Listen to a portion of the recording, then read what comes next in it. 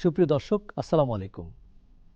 Bangladesh television চট্টগ্রামের নিয়মিত আয়োজন সময়ের সংলাপ অনুষ্ঠানে আপনাদের সবাইকে স্বাগত জানাচ্ছি।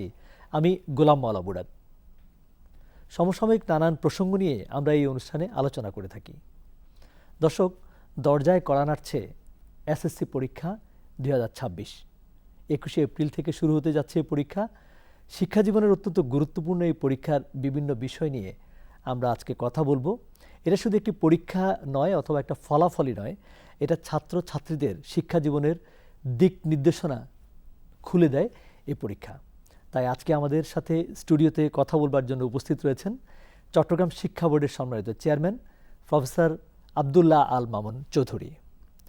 আমাদের সাথে রয়েছেন চট্টগ্রাম শিক্ষা বোর্ডের পরীক্ষা নিয়ন্ত্রক প্রফেসর ডক্টর পারভেজ সাজ্জাদ চৌধুরী এবং রয়েছেন উপপরীক্ষা নিয়ন্ত্রক মাধ্যমিক জনাব মোহাম্মদ আব্দুল মান্নান। আপনাদের তিনজনকেই স্বাগত জানাচ্ছি আমাদের আজকের স্টুডিওতে। তো প্রথমে আমরা চট্টগ্রাম শিক্ষা বোর্ডের সম্মানিত চেয়ারম্যান সাহেবের কাছ থেকে জানতে চাচ্ছি যে এই পরীক্ষাটার সর্বশেষ প্রস্তুতিটা কেমন এবং আপনারা কি কি ধরনের পদক্ষেপ গ্রহণ করেছেন? আমরা দীর্ঘদিন থেকে একটা পরীক্ষা যখন অনুষ্ঠিত হয় তার যে প্রক্রিয়া থাকে সে প্রক্রিয়া দীর্ঘ প্রক্রিয়া, প্রশ্ন প্রণয়ন থেকে শুরু করে মডারেশন বিভিন্ন বিষয় আছে। এখন সর্বশেষ আমরা সব কাজ শেষ করে এখন আমাদের একদম পরীক্ষার সমস্ত প্রস্তুতি শেষ। বিশেষ করে আমাদের প্রশ্ন একদম কেন্দ্রের কাছাকাছি চলে গিয়েছে, কাস্টডিতে যেখানে থাকার কথা গোপনীয়ভাবে সেখানে আছে। সেই বিষয়গুলো আমরা ইতিমধ্যেই সব জায়গায় নিশ্চিত করেছি।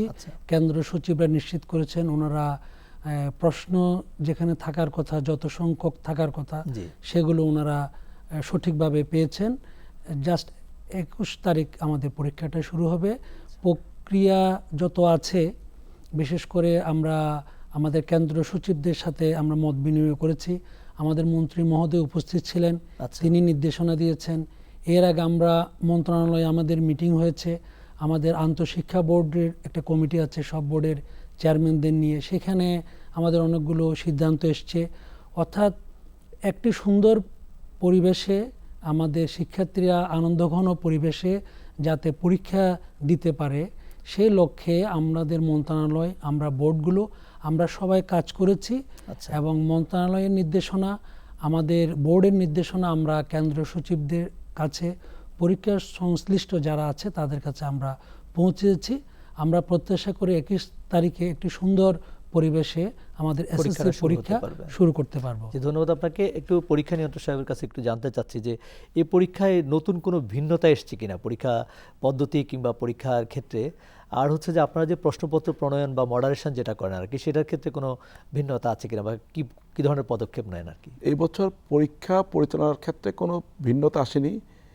একটি বিষয়ে আপনারা সবাই অবগত আছেন যে গত বছর দৃষ্টি প্রতিবন্ধী যারা শিক্ষার্থী ছিল ওদের একটা দাবি ছিল ওদেরকে যাতে সময় বাড়িয়ে দেওয়া হয়।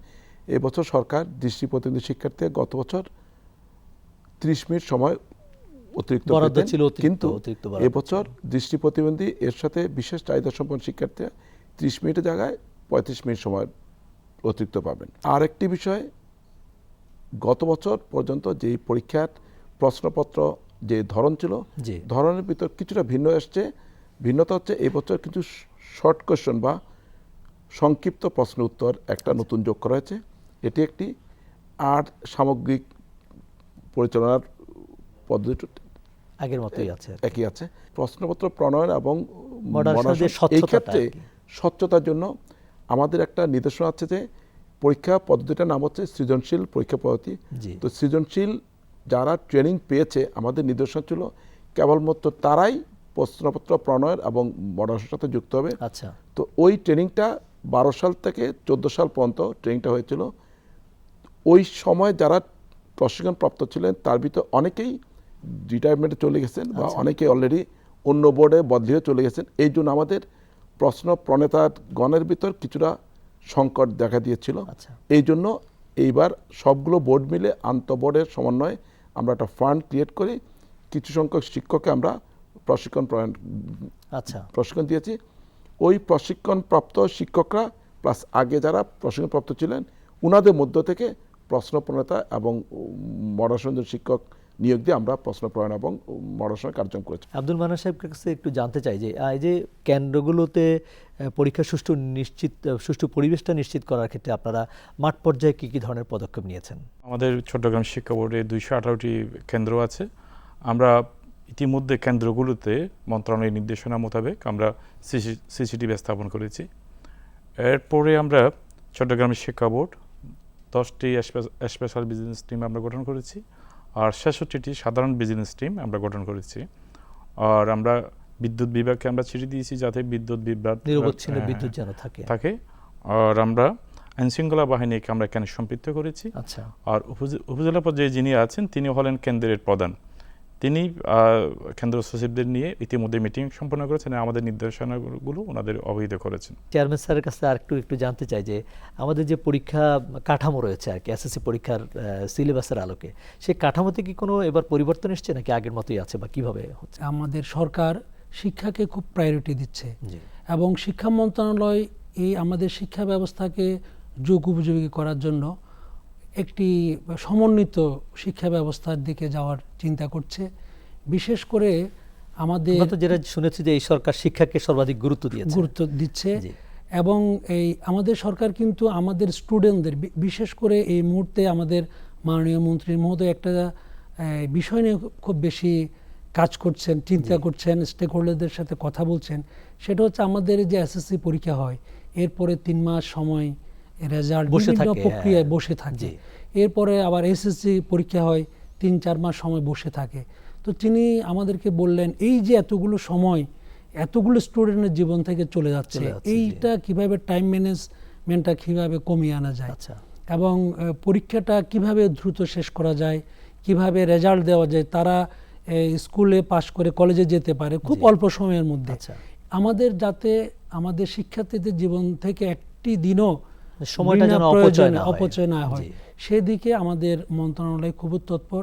সেজন্য হয়তো সামনের দিকে আমরা এইবার এসএসসিতে এটা হচ্ছে না, সামনে থেকে আমাদের এই একক প্রশ্নপত্রে সারা দেশে এখন জানেন আপনারা আমরা অভিন্ন প্রশ্নপত্র, এখন আমরা কিন্তু ভিন্ন ভিন্ন এই পরীক্ষাটা হবে এসএসসি। এরপর থেকে সরকারের সিদ্ধান্ত হলো অভিন্ন প্রশ্নে সারা দেশে ভালো হবে পরীক্ষা হবে।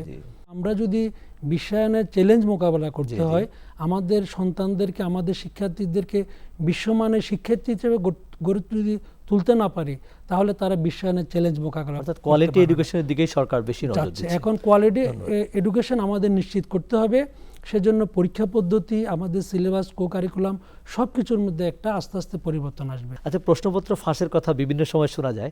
বর্তমানে যিনি শিক্ষামন্ত্রী আছেন তিনি যখন পূর্বেও শিক্ষামন্ত্রী ছিলেন তিনি কিন্তু এই ব্যাপারে খুব কঠোর পদক্ষেপ নিয়েছিলেন। বর্তমান সময়ে প্রশ্নপত্র ফাঁস রোধে আপনারা প্রযুক্তিগত কোনো কাঠামো পরিবর্তনে এসছেন কিনা বা কি করছেন আর কি? এই বছর যারা নিয়মিত শিক্ষার্থী 26 সালে পরীক্ষা দিচ্ছে, ওরা যখন ক্লাস 9-এ ছিল 5ই আগস্টের পরে ওদের যে ক্লাস 9-এ পুরাতন সিলেবাসে ওরা পড়াশোনা করছিল, 5ই আগস্টের পর ওই কারিকুলামটা বাতিল করে দেওয়া হয়েছে। আচ্ছা। তো ওরা ক্লাস 10-এ 1 বছর সময় পেয়েছে। সরকারের জন্য 1 বছর সময়ের জন্য তাদের যে পুরো সিলেবাসটাকে শর্ট সিলেবাস করে দিয়েছে।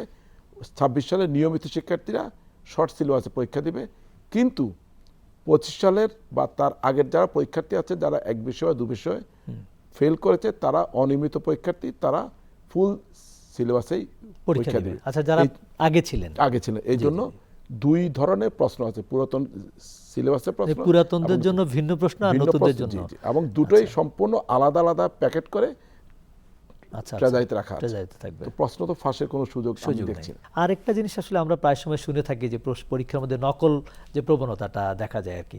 তো নকল প্রবণতাটা প্রতিরোধে বা নকলের যে বিষয়টা রয়েছে সেটা কমানোর ক্ষেত্রে বা না করার ক্ষেত্রে মানে কেন্দ্র সচিব কিংবা যারা পর্যবেক্ষক রয়েছে তাদেরকে আপনারা কি নির্দেশনা দিয়েছেন মাননীয় সাহেব? আমরা কেন্দ্র সচিবের নির্দেশনা দিয়েছি যারা কক্ষ পর্যবেক্ষক থাকবেন তারা যাতে সঠিক সময়ে পরীক্ষা শুরু করে।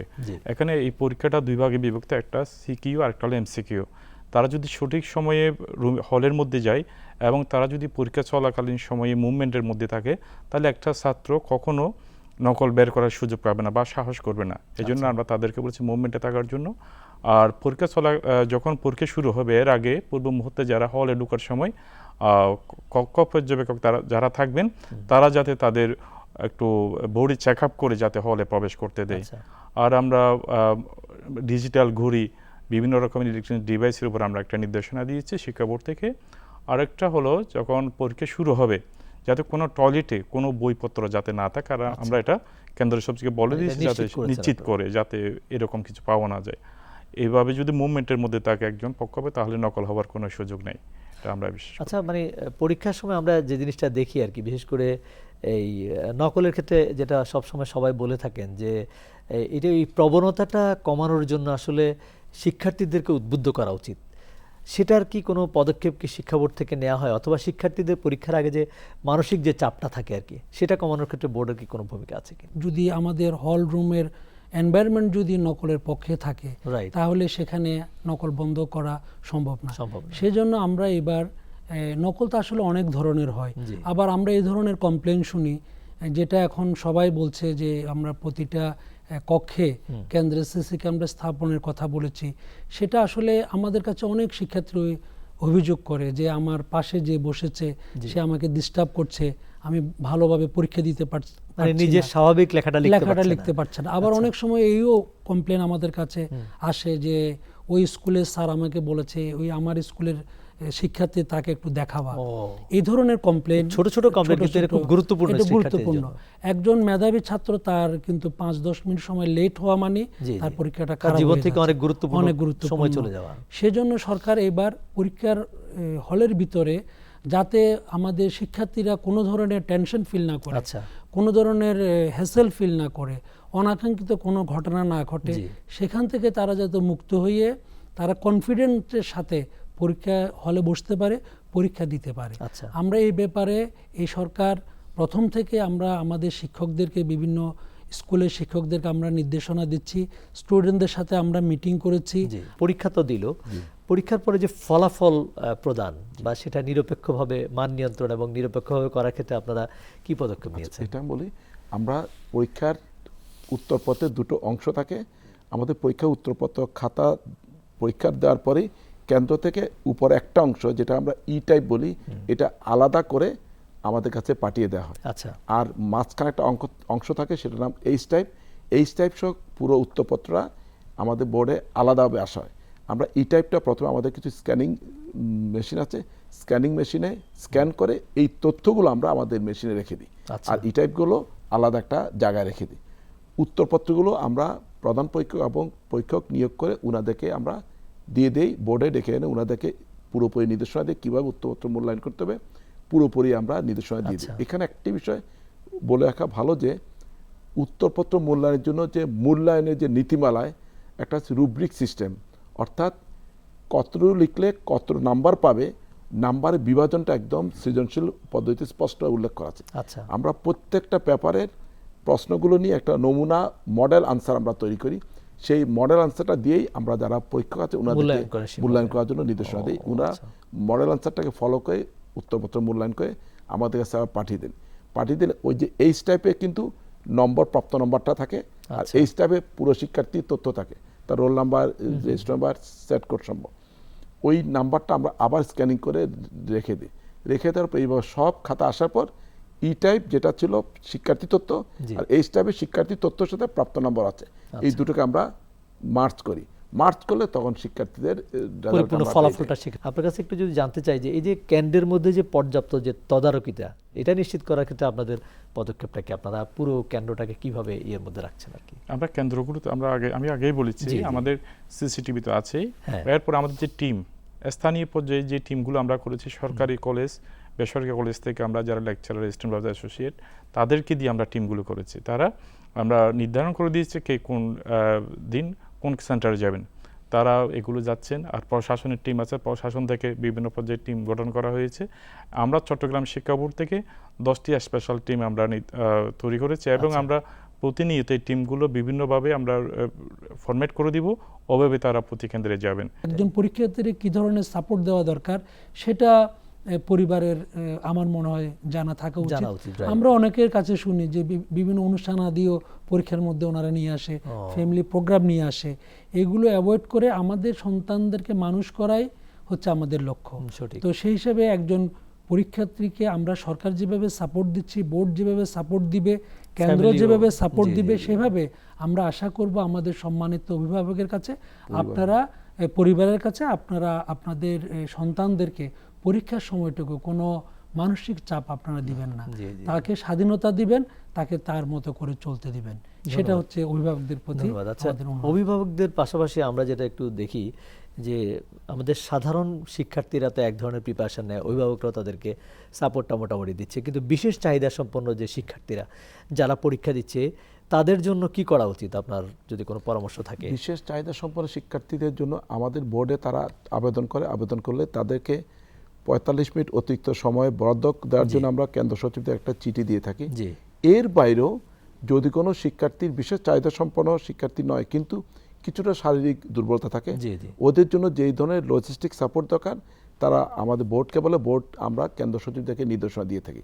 তারপর আজকে এই অনুষ্ঠানের মাধ্যমে আমি যারা বিশেষ চাহিদা সম্পন্ন নয় কিন্তু কিন্তু কিছুটা দুর্বল বা শারীরিকভাবে কিছুটা সবল নয়, তাদের প্রতি আমার একটা নির্দেশনা থাকবে, তারা স্ব কেন্দ্র সচিবকে যদি একটি দরখাস্ত দিয়ে থাকে, কেন্দ্র সচিব সাথে আমাদের কন্ট্রোল রুমে আচ্ছা। যোগাযোগ করবে, আমরা কেন্দ্র সচিবকে নির্দেশনা দিই ওনার জন্য বা ওই শিক্ষার্থীর জন্য আলাদা রুমে ব্যবস্থা করার জন্য, অথবা খোলা আলো বাতাস আছে ওইখানে, অথবা ওই শিক্ষার্থীর জন্য লজিস্টিক সাপোর্ট এনশিওর করার জন্য আমরা কেন্দ্র সচিবকে সর্বোচ্চ নির্দেশনা দিই। চেষ্টাটা করবেন। তো আমাদের বিশেষ চাহিদা সম্পন্ন শিক্ষার্থীদের অভিভাবকদের প্রতি আমাদের অনুরোধ থাকবে, আপনাদের যে কোনো প্রয়োজনে কেন্দ্র সচিব এবং চট্টগ্রাম শিক্ষা বোর্ডের যে কন্ট্রোল রুমের যে ফোন নাম্বারগুলো আছে, ফোন নাম্বার সাথে যোগাযোগ করবেন, আপনাদের জন্য সহযোগিতা হাত প্রসারিত করে দেবেন। আচ্ছা, থ্যাংক ইউ। আচ্ছা, পরীক্ষা মানে ভিজিটর টিম যেটা, অর্থাৎ পরিদর্শন টিম যেটা পরীক্ষা কেন্দ্রগুলো পরিদর্শন করে, এদের পরিদর্শনের ক্ষেত্রে আপনাদের কোনো নীতিমালা আছে কিনা, বা তারা কিভাবে পরিদর্শন করবে এবং সেক্ষেত্রে কোনো শিক্ষার্থীরা যেন হ্যাসেল ফ্রি পরীক্ষা দিতে পারে, কোনো প্রবলেমে না পড়ে, এক্ষেত্রে কোনো কিছু আছে কিনা? পরীক্ষার হলে শুধু আমরা যারা কেন্দ্র ভিজিলেন্স টিম আছে, ভিজিলেন্স টিম যাবে, জি, আর স্থানীয় পর্যায়ে শুধু মাননীয় সংসদ সদস্য ব্যতীত কেউ ঢুকতে পারবে না।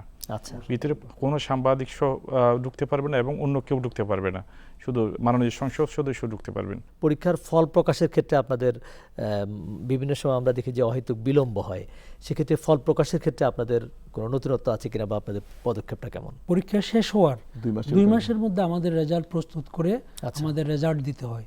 তো আমরা আসলে স্বচ্ছতার সাথে যাতে রেজাল্টটা আমরা পাই, জি, এই ভালো রেজাল্ট যাতে হয়, যাতে রেজাল্ট নিয়ে কোনো প্রশ্ন উত্থাপন না হয়, জি, জি। আবার যাতে দেরিও না হয়, দুইটার সমন্বয় কিন্তু আমাদের করতে হয়। এই যে পরীক্ষা চলাকালীন সময়ে কিন্তু আমাদের বোর্ডের যারা কর্মকর্তা আছেন জি, জি। তারা কিন্তু কঠোর পরিশ্রম করে, মানে রাত দিন পরিশ্রম রাত করতে দিন হয়। পরিশ্রম, আমাদের পরীক্ষা শুরু হওয়ার আগে এবং পরীক্ষার রেজাল্ট পর্যন্ত আমাদের এই যে মানে টাইম, রাত দিন বলে কোনো কথা নেই। আমরা চাই দ্রুত আমরা এই যে আমাদের খাতাগুলো আমাদের এক্সামিনাররা দেখেন, জি। ওনাদের কাছ থেকে এনে নির্ভুলভাবে সঠিক সময়ের মধ্যে আমরা রেজাল্টটা প্রস্তুত করতে চাই। ইনশাল্লাহ আমাদের এবারও পরীক্ষা শেষ হওয়ার 2 মাসের মধ্যে আমাদের লক্ষ্যমাত্রা স্থির করা আছে। আচ্ছা। আমরা যদি আগে শেষ করতে পারি আমরা আগে রেজাল্ট দিয়ে দেব, কিন্তু কোনোভাবে তারপরে যাওয়ার সুযোগ নেই। আপনার কাছে একটু সর্বশেষ জানতে চাই যে এই যে নির্ভুল রেজাল্ট দেওয়ার ক্ষেত্রে আপনাদের যাচাই বাছাইয়ের কোনো পদক্ষেপ থাকে কি? গত বছর আমি এই চট্টগ্রাম শিক্ষা বোর্ডে জয়েন করার পরই আমি একটা অ্যাপস তৈরি করার উদ্যোগ নিয়েছি এবং একটা অ্যাপস তৈরি করেছি। এই অ্যাপসের মাধ্যমে আমার পরীক্ষা সম্পন্ন হওয়ার সাথে সাথে যারা এক্সামিনার থাকে, এক্সামিনার কাছে আমাদের একটা পরীক্ষা কোড চলে যাবে, আচ্ছা। এবং যিনি প্রধান পরীক্ষক ওনার কাছে একটা কোড চলে যাবে। উনি আর ওই কোডের উপর ভিত্তি করে উনি বোর্ডে খাতা জমা নেবে। খাতা জমানোর পর উনি বাসায় গিয়ে প্রথম খাতাগুলো যত সংখ্যক খাতা দিয়েছে, ধরুন যে 300টি খাতা, 300টি খাতা উনি গণে দেখবেন, যদি 300টি হয় 300টি খাতা উনি অ্যাপসে তথ্যটা ইনপুট দিবেন। আচ্ছা। উনি ইনপুট দেওয়ার সাথে সাথে হেড এক্সামিনার যিনি হবেন ওনার কাছে এই তথ্যটা চলে যাবে। হেড এক্সামিনার সবগুলো খাতা পাওয়ার পর ওনার আন্ডারে যত এক্সামিনার থাকবে উনি ওই তথ্যটা দিবেন আমাদেরকে। হেড এক্সামিনার ওনার অ্যাপসে ঢুকে তথ্য ইনপুট দেওয়ার সাথে সাথে আমরাও বোর্ড কিন্তু ওই তথ্যটা পেয়ে যাবো। ইনফর্মটা অর্থাৎ হয়ে যাবে। 3ভাবে আমাদের ক্রস চেকটা করা হয়ে থাকে। অনেক সময় দৈব দুর্বিপাকে জি, কখনো কখনো, এটা খুব রেয়ার কেস, একটি খাতা অথবা মিসিং হয়ে যায়। জি। তখন আমাদের 1,40,000 শিক্ষার্থী থাকলে সব খাতাগুলো চেক করে ওই খাতাটা খুঁজে বের করতে হয়। এই অ্যাপসের মাধ্যমে হয় কি, এক্সামিনার যিনি উনি ইনপুট দেওয়ার সাথে সাথে 3 জনের তথ্যটা পেয়ে যাচ্ছে। আচ্ছা। হেড এক্সামিনার পাচ্ছি, বোর্ড পাচ্ছি। বোর্ড এবং এক্সামের তথ্যটা ইনপুট দেওয়ার সাথে সাথে এক্সামার দেখছে তার তথ্যটা ঠিক আছে না। এক্সামিনার যদি অর্থাৎ সেক্ষেত্রে 200 ভুল হওয়ার ভুল হওয়ার সম্ভাবনাটা সম্ভাবনাটা কম। মাঠ পর্যায়ে ফলাফল প্রকাশের ক্ষেত্রে আপনাদের পদক্ষেপটা কি থাকে? শিক্ষার্থীদের আমরা জানিয়ে দিই কোন নাম্বারে জি, জি, তারা জি। এসএমএস করবে, ফলাফল যেদিন প্রকাশ হবে ঠিক ওই দিনই একটা সময় তো থাকে সাত- 10টা সাত দিনের ওইটার মধ্যে, থেকে 7 তারা দিনের মধ্যে পুনরীক্ষণ। ওই দিন থেকে তারা তাদের রোল নাম্বার এবং রেজিস্ট্রি নাম্বার দিয়ে এসএমএসটা সেন্ড করলে সাথে তাদের সাথে সাথে ফলাফল ফলাফল পেয়ে জানতে যায়। পারে। অনেক ধন্যবাদ আপনাদের আজকে এই যে চমৎকার আলোচনা অংশগ্রহণ করেছেন। আশা করছি এই আলোচনার মধ্য দিয়ে যারা এসএসসি পরীক্ষার্থী এবং তাদের অভিভাবক কিংবা যারা সংশ্লিষ্ট যারা আছে অনেকগুলো ইনফরমেশন পেলেন এবং তারা নিজেদেরকে প্রিপেয়ার্ড করতে পারবেন। সম্মানিত চেয়ারম্যান, পরীক্ষা নিয়ন্ত্রক এবং উপপরীক্ষা নিয়ন্ত্রক তিনজনকে আমরা ধন্যবাদ জানাচ্ছি। দর্শক, এই ছিল আমাদের আজকের আয়োজন। আশা করছি এই আলোচনার মধ্য দিয়ে এসএসসি পরীক্ষার্থীরা চমৎকার কিছু ইনফরমেশন পেয়েছেন এবং তাদের প্রস্তুতির ক্ষেত্রে এটা একটা ভালো কাজ দিবে এবং পরীক্ষা প্রদানের ক্ষেত্রে এবং ফলাফল পাওয়ার ক্ষেত্রে এটা ভালো কাজ দিবে। দর্শক, এই ছিল আজকের আয়োজন। দেখা হবে আগামী অনুষ্ঠানে। সে পর্যন্ত সবাই ভালো থাকুন, সুস্থ থাকুন আর দেখতে থাকুন বাংলাদেশ টেলিভিশন চট্টগ্রাম। ধন্যবাদ সবাইকে।